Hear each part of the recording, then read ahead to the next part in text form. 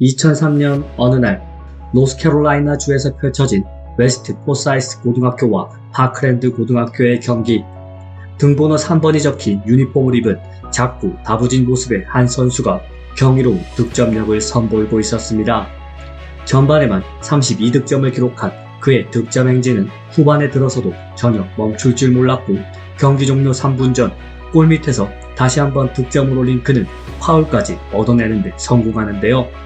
홀로 무려 61득점을 기록한 뒤 한동안 쓰러져 움직이지 않던 그는 잠시 후 일어나 자유투 라인 앞으로 향합니다. 이어진 추가 자유투. 그러나 직전까지 압도적인 기량을 자랑하던 선수는 어이없게도 에어볼을 던지는 실수를 저질렀고, 그는 그대로 교체 아웃되고 맙니다. 벤치로 돌아온 그는 경기를 관람하던 아버지의 품에 안겨 참았던 울음을 터뜨렸고, 이 광경을 지켜보던 사람들은 이 작은 선수를 향해 아낌없는 박수를 보냈습니다. 자유투 에어볼을 던지고도 이토록 뜨거운 박수를 받을 수 있었던 이유는 그가 며칠 전 강도 사건으로 인해 사망한 자신의 할아버지를 기리기 위해 할아버지의 나이와 똑같은 숫자인 61득점을 기록할 것이라 공언했기 때문이었고, 경기 61번째 득점을 올리며 할아버지를 위한 자신과의 약속을 지킨 작은 선수는 마지막 자유투로 슛이 아닌 하늘에서 자신을 내려다보고 있을 할아버지를 향해 던지는 패스로 마무리합니다. 이날 경기장을 가득 메운 사람들에게 깊은 울림과 감동을 준 이 선수의 이름은 크리스토퍼 엠마뉴엘 폴. 우리는 그를 크리스 폴이라 부릅니다. 1985년 5월 6일 노스캐롤라이나주 포사이스 카운티에서 태어난 크리스 폴은 다른 NBA 선수들과 달리 비교적 유복한 환경에서 자랐는데, 어린 시절을 늘 형 CJ 폴과 함께 보냈던 그가 가장 사랑하고 존경했던 인물은 바로 할아버지 나다니엘 존스였습니다. 노스캐롤라이나 주에서 흑인으로서는 최초로 주유소를 운영했던 할아버지 존스는 항상 근면함과 성실함, 그리고 나눔을 실천하는 모습을 보여주며 지역사회에 존경을 받고 있었고, 어린 폴 형제는 그런 할아버지를 자랑스럽게 여겼습니다. 막내 손자를 특히 예뻐했던 할아버지는 어린 시절부터 농구를 좋아하던 폴에게 농구를 직접 가르쳐주기도 했는데, 폴의 왼손 훈련을 위해 오른손을 등 뒤에 묶은 채 훈련을 시키는가 하면 그 상태로 식사까지 하도록 만들기도 했는데요. 어린 폴에게 너무나 힘들고 혹독한 훈련이었지만 자신이 좋아하는 농구, 그리고 할아버지와 함께하는 시간이었기에 그는 즐거운 마음으로 임할 수 있었고, 때로는 다정하게, 때로는 엄격하게 훈련을 도와준 할아버지의 헌신 덕분에 폴의 농구 실력은 하루가 다르게 일취월장합니다. 자신처럼 키는 작았지만 신체적인 한계를 극복하고 NBA 최고의 포인트 가드에 올라선 아이제아 토마스를 롤 모델 삼아 그의 비디오를 반복 시청하며 농구를 보는 시야까지 넓힐 수 있었던 폴은 마침 고등학교 재학 시절 키가 20cm나 넘게 자라면서 자신의 기량을 마음껏 코트에서 발휘할 수 있었고, 그 결과 졸업반이 된 폴은 지역 최고의 천재 가드로 떠오르게 됩니다. 폴의 이름이 알려지면서 자연스럽게 그를 스카웃하려는 지역 대학들의 러브콜이 이어졌고, 명문 웨이크 포레스트 대학으로부터 제의를 받은 폴은 2003년 11월 14일 마침내 입학을 최종 결정합니다. 폴의 입학 소식에 할아버지 존스는 웨이크 포레스트 대학 로고가 그려진 모자를 손자에게 선물하는 등 누구보다 기뻐하며 자랑스러워했고, 폴은 가족, 친구들과 함께 기념사진을 촬영하며 생애 가장 행복한 순간을 보내고 있었습니다.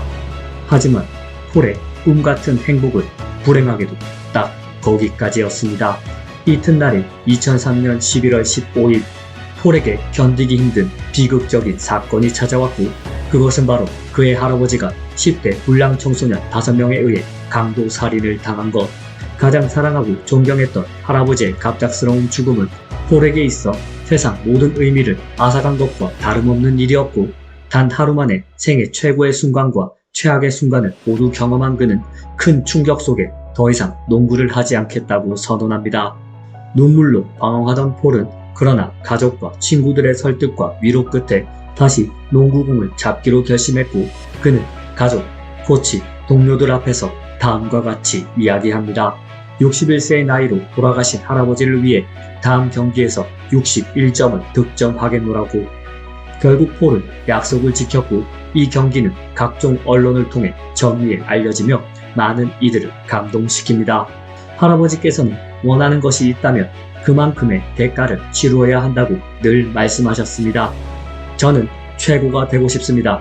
그래서 연습을 게을리할 수 없어요. 비록 슬픔 속에 떠나보내야 했지만 할아버지의 말씀을 깊이 새기며 진지하게 연습에 매진한 폴은 고교 마지막 시즌 평균 30.8득점, 5.9 리바운드, 9.5 어시스트, 5스틸이라는 경이로운 스탯을 기록하며 초고교급 선수로 거듭났고 맥도날드 올 아메리칸, 노스캐롤라이나 미스터 바스켓볼로 선정되는 등 온갖 명예를 독식한 그의 천재성은 웨이크 포레스트 대학 입학 후 NCAA 무대에서도 계속됩니다. 첫 시즌부터 평균 14.8득점, 5.9 어시스트, 2.7 스틸의 기록으로 ACC 올해의 신인으로 선정된 그는 공격뿐만 아니라 탄탄한 수비 실력과 스틸 능력으로 올 ACC 디펜시브 팀까지 이름을 올리며 1학년의 신분으로 팀을 토너먼트 16강까지 캐리하였고 소포모어 시즌에는 한층 더 업그레이드된 모습으로 평균 15.3득점, 4.5 리바운드, 6.6 어시스트, 2.4 스틸을 달성. 퍼스트팀 올 아메리칸 선정 및 또 한 번의 올 ACC 디펜시브 팀을 수상하며 자타공 및 전미 최고의 포인트 가드로 발돋움합니다. 비록 이번 시드로 올라간 토너먼트에서 기대 이하의 성적을 거둔 것은 분명 아쉬웠지만 지난 2년 동안 크리스 폴이 보여준 퍼포먼스는 그가 더 이상 대학 무대에서 증명할 것이 없음을 의미하는 수준이었고 이미 NCAA 레벨을 뛰어넘었다는 평가까지 들은 폴은 2005년 마침내 NBA 무대로의 도전을 선택합니다. 한편 준척급 신인들이 대거 참가할 것으로 예상되었던 당시 드래프트는 NCAA 토너먼트 우승에 빛나는 노스캐롤라이나 대학의 에이스이자 제2의 조던으로까지 불렸던 마빈 윌리엄스와 2004년 아테네 올림픽에서 팀 덩컨을 상대로 인상적인 활약을 펼친 호주 출신 빅맨 앤드류 보것이 1번 픽을 두고 다툴 것으로 예상되는 가운데 폴은 일리노이 대학 출신 포인트 가드 데런 윌리엄스, 노스캐롤라이나 대학 우승의 주역 레이머드 펠튼과 함께 상위 픽 지명이 유력해 보였는데요. 그렇게 2005년 6월 28일 드래프트는 시작되었고 전체 1번 픽을 가지고 있던 미러키가 보것을 2순위 지명권을 보유한 애틀란타가 마빈 윌리엄스를 지명한 데 이어 3번 픽의 유타가 존 스타턴의 후계자로 누구를 지명하는지에 모두의 관심이 집중된 그때 드래프트가 개최된 메디슨 스퀘어 가든에는 데런 윌리엄스의 이름이 울려 퍼졌고 이 순간 이미 결정된 것과 다름없던 4순위 지명권 주인공의 이름이 데이비드 스턴 총재에 의해 발표됩니다. The New Orleans Hornets select Chris Paul from Wake Forest University. 뉴올리언스에서 마침내 그토록 바라던 NBA 무대를 누빌 수 있게 된 크리스 폴. 그러나 빅리그 데뷔만을 손꼽아 기다리던 폴은 시즌이 개막하기도 전부터 한 차례 시련을 맛봐야만 했는데 바로 2005년 허리케인 카트리나가 뉴올리언스 지역을 강타하면서 기록적인 피해를 입히는 사건이 벌어진 것이었습니다. 그저 지켜보는 것 말고는 아무것도 할 수 없는 자연재해에 결국 호네츠는 뉴올리언스에서 정상적으로 시즌을 치르기 어렵다고 판단하며 오클라호마 시티를 임시 연고지로 사용하기로 결정했고 이렇게 홈팬들에게 첫 선을 보이지도 못한 채 기약 없는 약속만을 남기며 오클라호마 시티에서 커리어를 시작하게 된 크리스 폴. 하지만 임시 연고지임에도 불구하고 오클라호마 시티 시민들의 성원은 예상을 뛰어넘는 수준이었고 이 같은 팬들의 환호에 힘을 얻은 신인 천재 포인트 가드가 선보이는 예상을 훨씬 뛰어넘는 활약이 이내 시작됩니다. 세크라멘토와의 데뷔전에서 13득점, 8리바운드, 4어시스트, 2스틸을 달성한 크리스 폴은 다섯 번째 경기였던 댈러스와의 경기에서 26득점의 기록으로 커리어 첫 20득점 이상 경기를 만들어냈고 이어진 마이애미 원정에서는 최초의 더블더블과 두 자릿수 어시스트 기록을 작성하며 주축 선수들이 대거 빠져나간 팀의 빈자리를 단 6경기 만에 완벽히 메워버립니다. 신인답지 않은 경기 운영과 패싱 스킬로 어느새 팀의 핵심 자원이 된 폴의 활약은 후반기에도 계속되었고 그는 시즌 막판 토론토와의 경기에서는 생애 첫 트리플 더블을 작성한 데 이어 그로부터 3일 뒤인 골든스테이트와의 경기에서는 무려 16개의 어시스트를 올리며 루키 시즌 단일 경기 최다 어시스트 기록까지 경신해냅니다. 비록 플레이오프 무대를 밟는 데는 실패했지만 전년도 18승에 그쳤던 리그 최약체 뉴올리언스가 직전 시즌 대비 20승이나 더 올리며 플레이오프 진출을 두고 경쟁을 펼칠 수 있었던 것은 분명 크리스 폴의 역할이 절대적이었고, 그는 시즌 78경기 선발 출장에 평균 16.1득점, 5.1리바운드, 7.8 어시스트를 기록. 시즌 종료 후 치러진 신인왕 투표 125표 가운데 단 한 표 모자란 124표를 싹쓸이하며 이견이 없는 시즌 최고의 신인으로 등극합니다. 아무런 역사가 계속되며 지쳐있던 호네츠 팬들이 그토록 바라던 뉴올리언스의 왕이 드디어 탄생하는 순간이었습니다. 기대는 했지만 이를 훨씬 능가하는 루키 시즌을 보내 폴을 바라보는 뉴올리언스 팬들의 기대는 하늘을 찌를 듯했고, 구단 역시 오프 시즌 동안 공격적인 투자를 통해 타이스 챈들러와 패자 스토야코비치를 영입하며 그에게 힘을 실어주면서 강해진 팀 전력, 그리고 새로운 동료들과 함께 폴은 첫 플레이오프 진출에 도전장을 던졌으나 그의 생각대로 시즌은 전개되지 않습니다.